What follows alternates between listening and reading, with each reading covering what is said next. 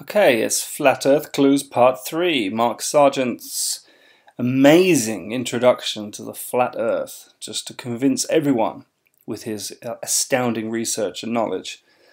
So in Flat Earth Clues Part 3, Mark Sargent basically just talks about the fact that there's different ways to draw maps of the Earth.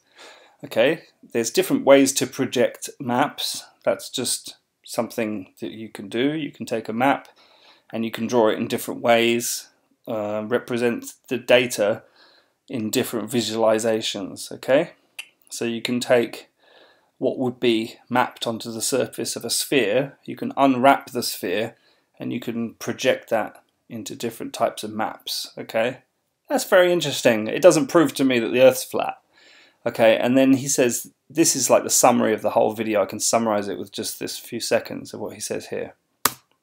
To be clear, let's compare them again.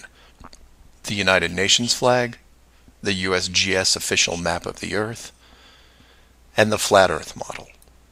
All identical, but one isn't recognized and instead ridiculed as an outdated look at the world.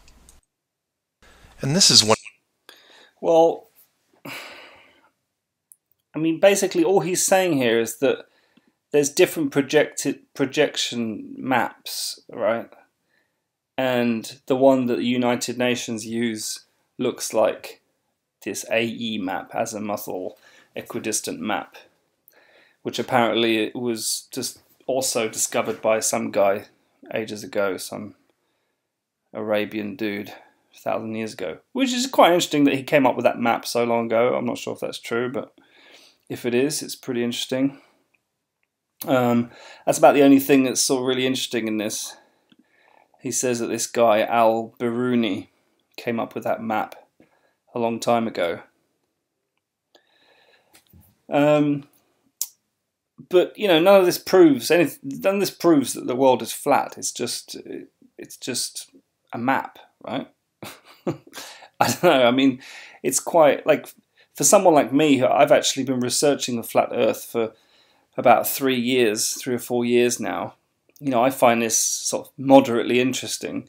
Okay, someone that's never come across the subject before, I don't really understand why he thinks that they're going to be interested in the different types of map projections and stuff. Most people would just be, I don't know, I think average person that was convinced that we landed on the moon and convinced that everything that science says is real, and they're convinced that everything they learned at school was real and that no authority would ever lie to them. I think if you showed them this video, they would just be bored out of their mind by this point and they would just turn it off. And then he shows this strange picture of some people eating pizza. Very strange. Government is on the same page as the flat Earth, but they can't admit it, even in confidence. Oh, wait for it. We know the Earth isn't flat, they say, but it really is. I mean, just listen to that. The Earth isn't flat, they say, but it really is. So he shows a ridiculous picture, which everybody would just laugh at, okay, and then says, but it really is like this, and then shows you the ball. But it really is. PSYOP, PSYOP, PSYOP.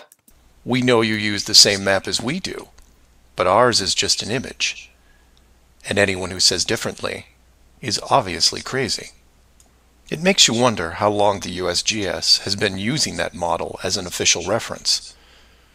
The United Nations started using it for their logos in 1945, and then made some final adjustments in 1947. I mean, I hate to shatter all your conspiracy theories about this, but you know, this is just a map, right? This is a projection of a globe. It's no different to showing the a globe. UN flag. It's just a projection of a globe map. Because if you want to show the whole world on a flag, you can't do it if you draw a globe, can you? Half of it be missing, half of it be on the other side. Hence the reason why if you wanted to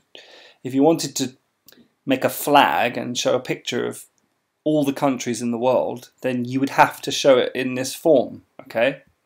Sorry to, like, you know, destroy that conspiracy theory there, but, you know, that's probably the main reason why they chose that image. Anyway, so again, he just waffles on about a load of nonsense and doesn't prove anything.